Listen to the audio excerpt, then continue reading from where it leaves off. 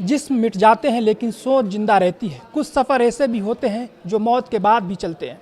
नमस्कार, मैं हूं सौरभ शुक्ला और आप देख रहे हैं न्यूज़ 18। क्या आपने कभी सोचा है कि किसी नेता की अंतिम यात्रा सिर्फ अंतिम संस्कार नहीं बल्कि इतिहास, धर्म और राजनीति का सबसे बड़ा संदेश भी बन सकती है। ईरान के दिवंगत सुप्रीम लीडर आयतुल्लाह अली खamenei की अंतिम यात्रा अब दुनिया की सबसे चर्चित घटनाओं में शामिल हो गई है। उनकी मौत को 4 महीने से ज़्यादा का वक्त बीत चुका है, लेकिन अब उनके अंतिम संस्कार की शुरुआत होने जा रही है। खास बात यह है कि उन्हें दफनाने से पहले उनका पार्थिव शरीर इराक के 2 सबसे पवित्र शहरों नजफ और करबला ले जाया जाएगा। लेकिन सवाल है, आखिर इन 2 शहरों का महत्व क्या है और क्यों पूरी दुनिया की नज़र इस अंतिम यात्रा पर टिकी हुई है? आइए आसान भाषा में समझते हैं। सबसे पहले बात करते हैं नजफ की। नजफ इराक का एक बेहद पवित्र शहर है। यहाँ इस्लाम के पहले इमाम माने जाने वाले इमाम अली की दरगाह मौजूद है। इमाम अली पैगंबर मोहम्मद के दामाद थे और शिया मुसलमान उन्हें अपने पहले इमाम के रूप में मानते हैं। हर साल दुनिया भर से लाखों श्रद्धालु यहाँ जियारत के लिए पहुँचते हैं। अब बात करबला की करते हैं। अगर नजफ शिया आस्था का दिल है तो करबला उसकी आत्मा है। यहीं इमाम हुसैन को शहीद किया गया था। इमाम हुसैन इमाम अली के बेटे और पैगंबर मोहम्मद के नवासे थे।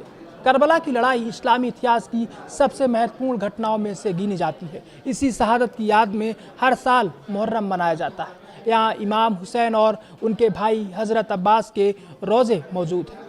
यही वजह है कि खamenei के पार्थिव शरीर को इन दोनों पवित्र स्थानों पर ले जाना सिर्फ एक धार्मिक परंपरा नहीं बल्कि करोड़ों शिया मुसलमानों की भावनाओं से जुड़ा कदम माना जा रहा है। बताया जा रहा है कि खamenei करीब 69 साल बाद इन पवित्र स्थलों की यात्रा करेंगे।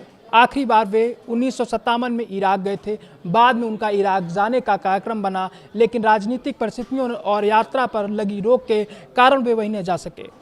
अब मौत के बाद उनका पार्थिव शरीर उन्हीं पवित्र शहरों तक पहुंचेगा जहां वे जीवन में दोबारा नहीं जा पाए। लेकिन ये कहानी सिर्फ धर्म तक सीमित नहीं है, इसका एक बड़ा राजनीतिक संदेश भी माना जा रहा है।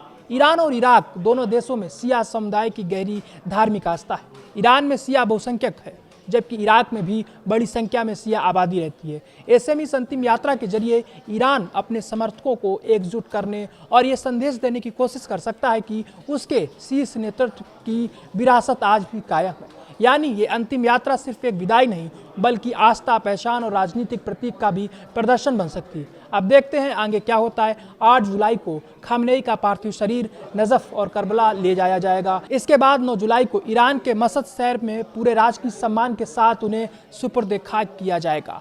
दुनिया के कई देशों के प्रतिनिधियों के इस समारोह में शामिल होने की भी संभावना है जताई जा रही है। अब देखना होगा कि खamenei की ये अंतिम यात्रा आने वाले समय में सिर्फ धार्मिक इतिहास का हिस्सा बनती है या फिर मध्य पूर्व की राजनीति में भी एक नया अध्याय लिखती है।